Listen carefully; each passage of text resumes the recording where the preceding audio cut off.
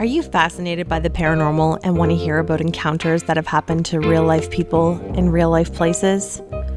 Do you need a drink to calm those nerves after hearing some scary stories? You're listening to Booze and Bourbon. Well, we invite you to grab a drink, whether it's a coffee or something with a little bit more spirit in it. Grab a blanket, snuggle in, because I'm Kim and that's Jen, and we're Booze and Bourbon. Welcome back, everybody, to a new and exciting episode of Booze and Bourbon. I'm Jen, and this is Kim. Hi, Jen. How are you? Oh, good. How are you? I'm doing well. I mean, I'm still riding high from our live that we did last week. I know, right? So much fun. And then we get to go and do a live with Bill Brock, who is also part of the Conjuring House live stream. Yes, it was a very exciting week or so there. Yeah, I hope everybody got to enjoy that. We had some technical difficulties, but we made the best of it. And it solidifies the fact that we need to go to the Conjuring House when the border opens up. We definitely do. Yes. I'm all for that. Me too. And speaking of haunted places, we do have an exciting episode for everyone today with a potential abandoned haunted distillery. Yes. So it's called Old Samuels Distillery, and it is close to Deatsville, Kentucky. It used to be known as the T.W. Samuels Distillery, which was the founder's name. He was the great-grandfather of the Maker's Mark founder. How cool is that? Mm-hmm. So we're going to get into that story a little bit later, and we have a very special guest with us, Rick, who is the CEO. So his name is Rick Puig, and he's going to tell us all about who might still be haunting the distillery years after his death. Mm-hmm. Quite a little mystery for you. Yes. But without further ado, Jen, I'm going to take a little sip on my bourbon here. How about you? I got a bourbon? I'm going with a little bourbon cream today in my coffee because I need to be a little awake. Need to wake it up, you know? I wish that I still had bourbon cream, but it doesn't last for like more than 2 to 3 weeks in my house. So I've been on the rum cream lately. Oh, nice. I discovered putting it on vanilla ice cream is also very exciting. Can I tell you a secret? Yes. I made Boozy Cereal. Oh? So Boozy you put cereal? like you put like half the amount of your regular milk that you would put in your cereal. And then you add a hefty 1.5 ounces to 2 ounces of bourbon cream or rum cream. Nice. It's a game changer. I don't know why there aren't establishments. Maybe there are, but I don't know why there aren't any around here that do boozy cereal or adult cereal. You're really onto something. Thank you. Thank you. So Jen, now that I've got a warm bourbon bucket, may I ask you a would you rather question? Yes, please. Jen, would you rather, this doesn't really have to do with the paranormal, but would you rather have the money in your account to buy an old abandoned distillery or an old abandoned hospital? Ooh. As abandoned hospitals are, I feel like the abandoned distillery could, really maybe generate some revenue in the future for me because I could, do the same thing as others. Maybe just turn it around, renovate a little, turn it into my own distillery. Yep. We could have a Jen and Kim bourbon, Imagine that we could do a live booze events. and bourbon. Oh my God. We could do live and real events there. It would be so much fun. Yes. We would have a place for many parties, many tours, many things. Yes, we would. That's amazing. Love your answer. Although I know that you're definitely a creep, so I thought you might have gone for the abandoned hospital. Well, I thought about it for a second. Okay. But, I'm going to go with the distillery on this one. Okay, good choice. So kind of sticking with the same idea, but going back to the paranormal, would you rather be haunted by a distiller owner who's just coming back to his distillery to basically watch over, he's kind of micromanaging, so he might be a little over the top, kind of interfering with things? Okay. Or would you rather be haunted by a very drunken patron of the distillery who just doesn't want to leave and is very unruly and just makes a lot of noise? But typically he's harmless, right? I mean, I'm sure he might get into some things that could potentially be a little dangerous because he's loaded, but for the most part, probably not. It's tough because I think the old business owner, that kind of sort of mentality, like when you say like enough's enough, stop, we've had enough for tonight, he would stop haunting for the night. Perhaps, but yes. I also feel like the drunken patron would be so much fun that we could just carry on a new story with them, like every night. Be like, oh yeah, we invite this group in. We'll be like, oh yeah, old Bill over there, he's just throwing his underwear around, so don't mind him. And like, I feel like we could have more of a story with him. True. Much more entertainment. Yeah. So I'm going to go with the old drunken patron. That could be very annoying, but really busy and getting into everything. He'd be fun. Yeah. All right. Well, guys, just after the break, we are going to get into the interview with Rick.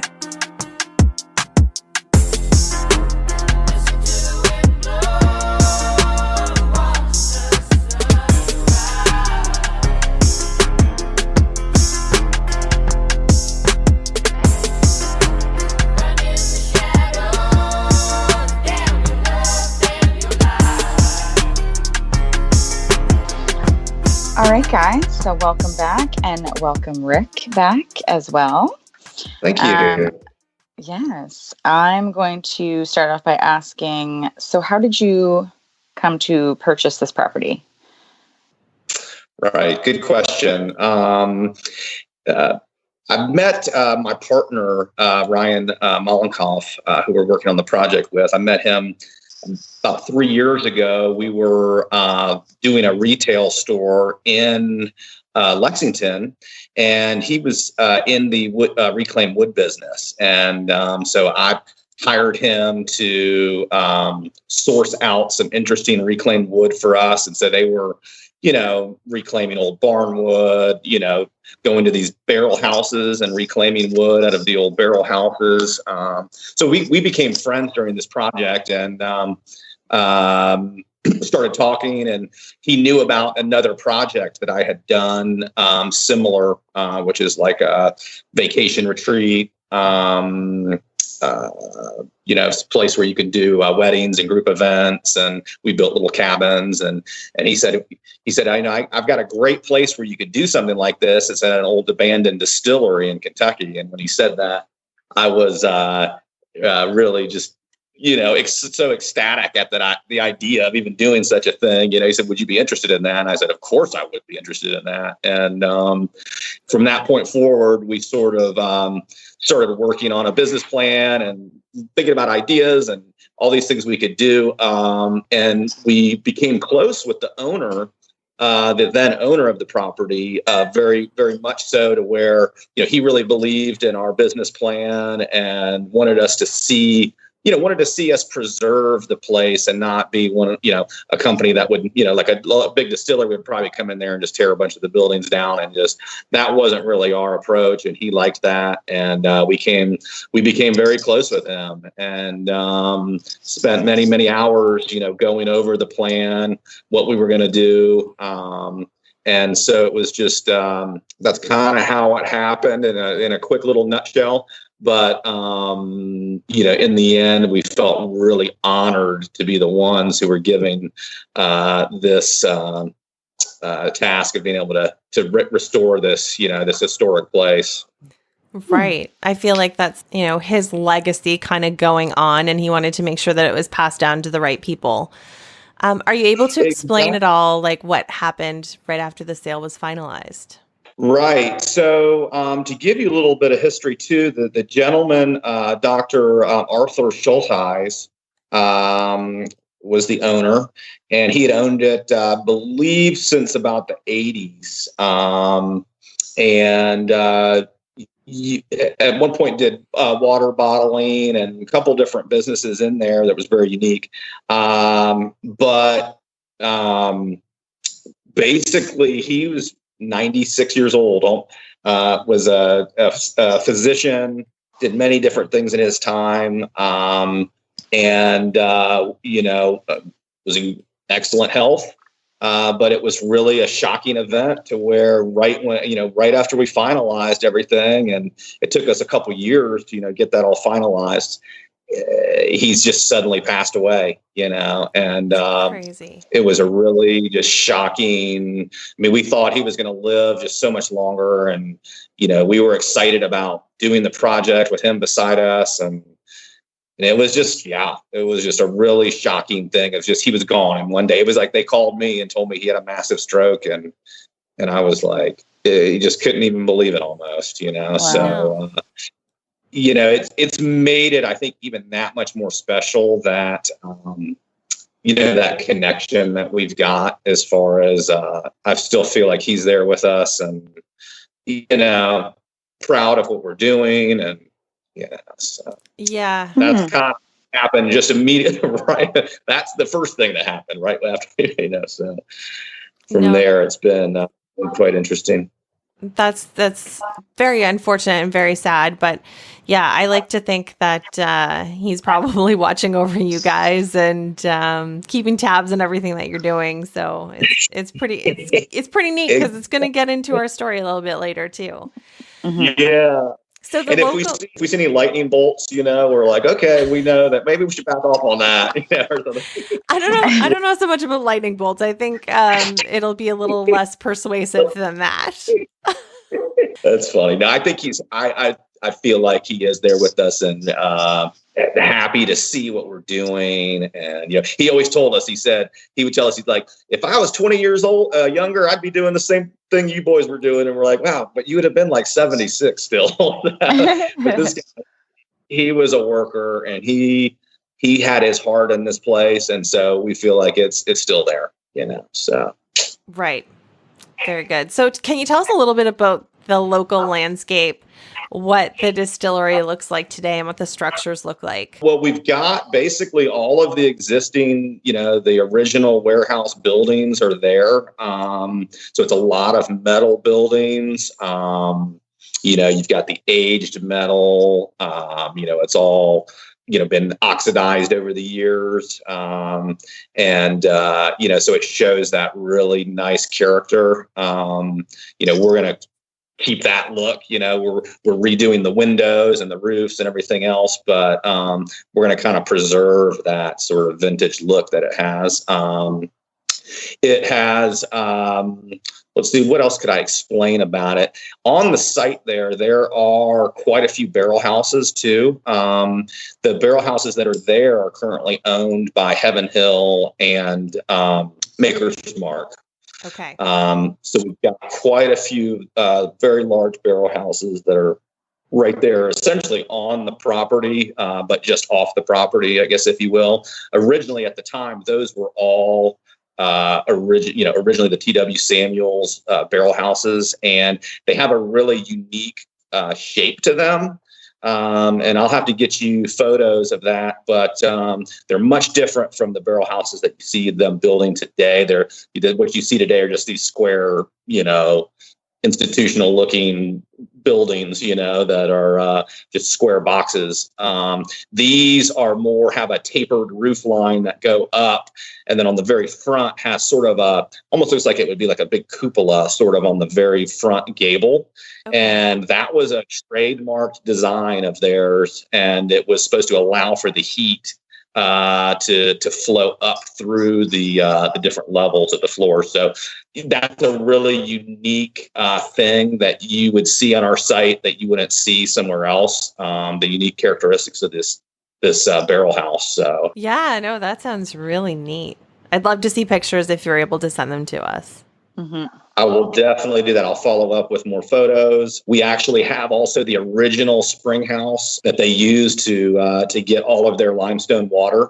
So that is a really, really unique and interesting thing to see at the property. And it's the very same water that they used back then. One of the things that's very, very unique is we have the original steam engine that they used to power the entire property. So it takes up basically an entire room, and it's the big gears and wheels and and it's very, very, very interesting. And it sort of really highlights how brilliant they were as engineers, even beyond just, everybody thinks about, okay, distilling bourbon is, distilling, but there's so much more that goes in behind it. And what they were doing was just very, very remarkable when you see this space and what they were doing with this steam engine. It was incredible. So, Rick, what do you hope to do at the distillery once it opens?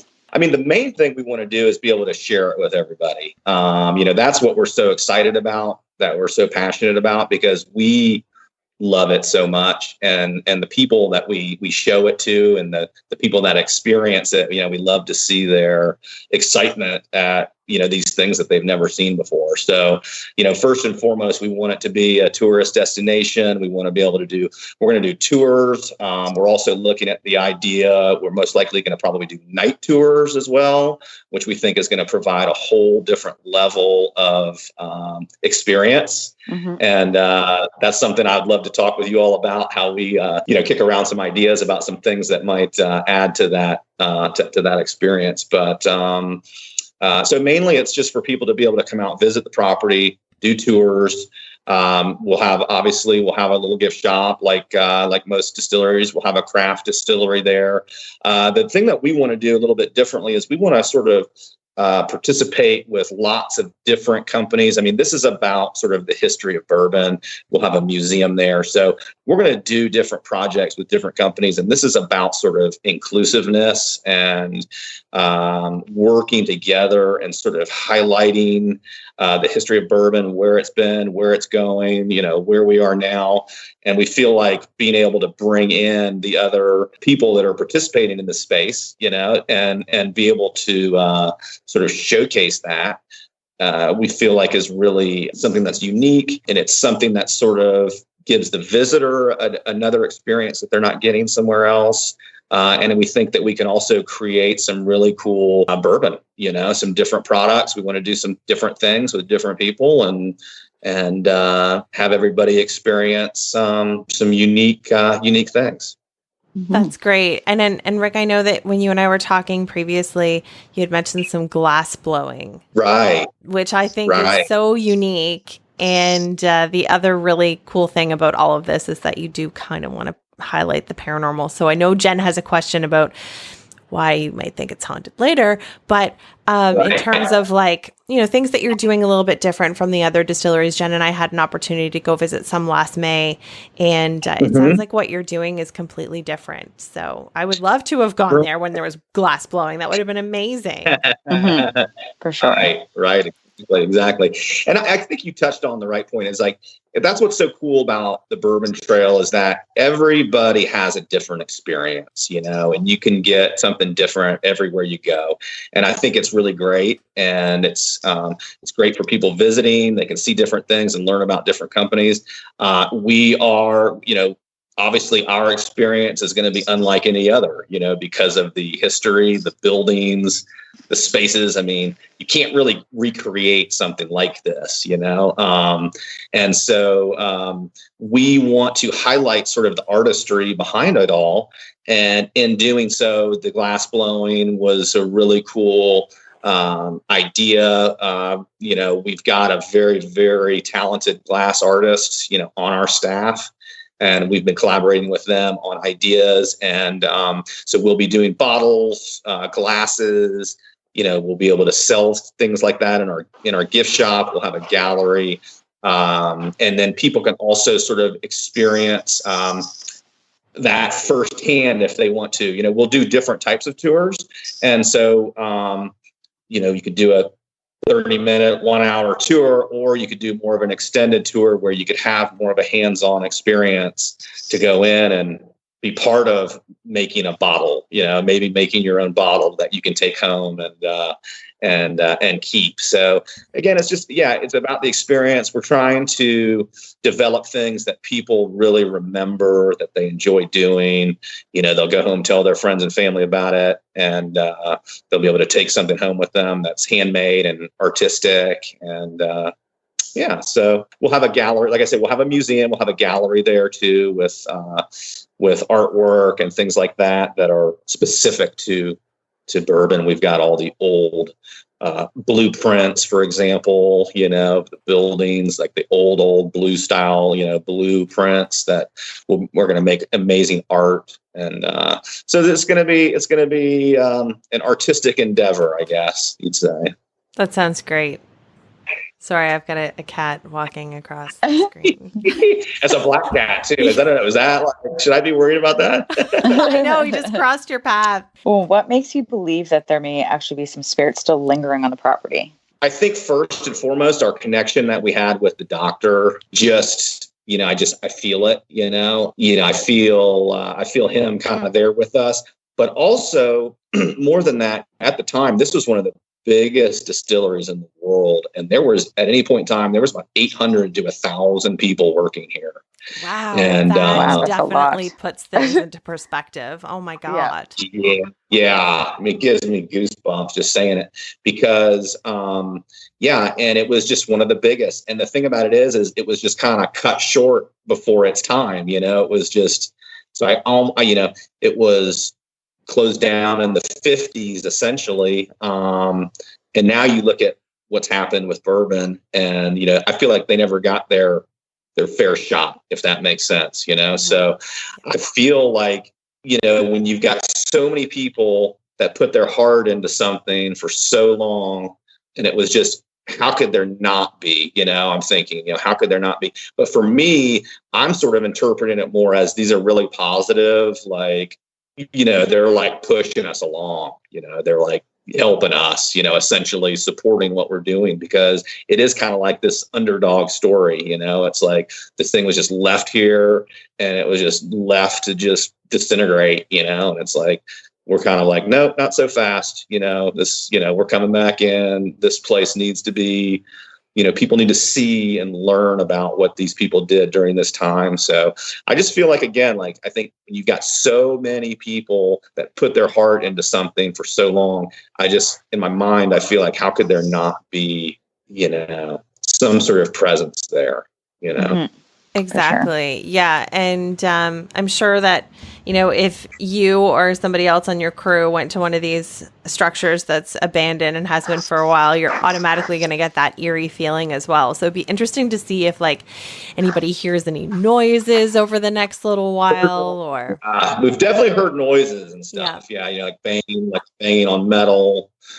I'm walking around, I've gotten just kind of the chills, at times, and just, I don't know if that's just like my excitement or, but it does, it just comes over you, at different times. And, we definitely want to explore it further, with, people that are professional, professionals in this space, to where we can try to get some answers on some things.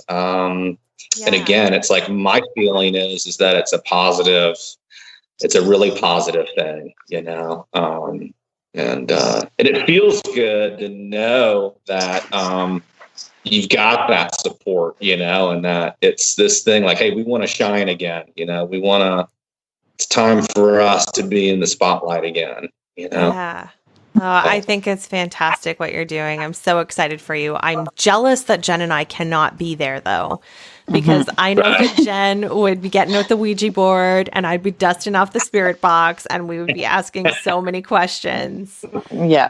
Right. But when the border opens, we would love to come. Cool. Well, have you guys absolutely tried anything like with Ouija boards or using voice recorders? We have not. No, we haven't. So, we need to do some things, we need to do a little bit of that. And with your sort of guidance, maybe we can do like follow ups, and we can try some of that, and we can get back, we can collaborate and get back with you. And we are here for that. We would love to be a part of it. Even if we can just do it virtually, it would be so cool. Yeah.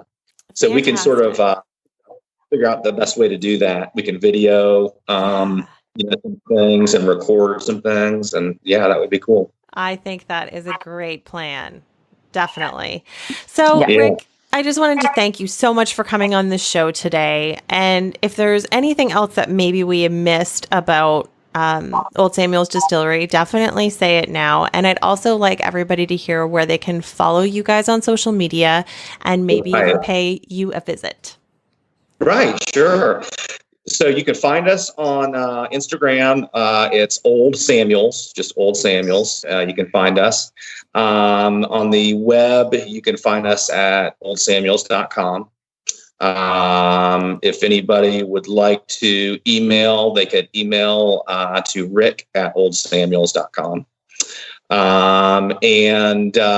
Yeah, no, it's been great talking. I just think, the history of this place is just so vast and so deep. One of the things we didn't talk about, but we can get into later, is just about a half mile up the road, and you can see the home, was the home of the mother of Frank and Jesse James. So they were the notorious. Cool. They were the notorious, robbers, and actually, T.W. Samuels at one point was the sheriff of the county there, the area, and they had surrendered to him at one point. I don't think it was the final time they surrendered, but at one point they had surrendered to him, and there's actually a lineage that they were related, because his brother was married to Zerelda, who was the mother. So very, very quite interesting. A name too, Zerelda. Mm-hmm. Right. And so we'd like to say that like the little holes we see in the metal buildings out there were probably bullet holes from Jesse James, but we don't know that for sure. That's so cool. Imagine if they were. Wow. But supposedly they were the ones who got their water out of these branches and these areas way back when. I mean, they were all over this area. And also at the time of Prohibition, when all those barrels were sitting there in those warehouses, they were getting robbed left and right. And so there's a whole story behind that. So we can go into that even more. But I just wanted to say that the history here is it's remarkable. It's amazing. And we're really happy to be able to share it with everybody.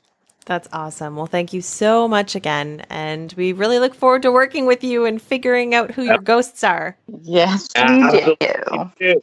Thanks for having me. I really appreciate it. All right, Rick, you have yourself a great rest of the day. Thank you so much. Yeah. Good to meet you.